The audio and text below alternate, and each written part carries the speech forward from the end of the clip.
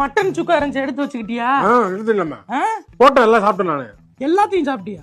நல்லா இருந்துச்சு, கடைசியா கொஞ்சம் இருந்துச்சு. நல்லா இருந்துச்சா? சரி சரி சாப்பிடு சாப்பிடு. சரி சாப்பிடு. நீ சாப்பிட்டியாமா? இல்ல நான் சாப்பிட்டேன். இந்த இதையும் எடுத்து வச்சுக்க.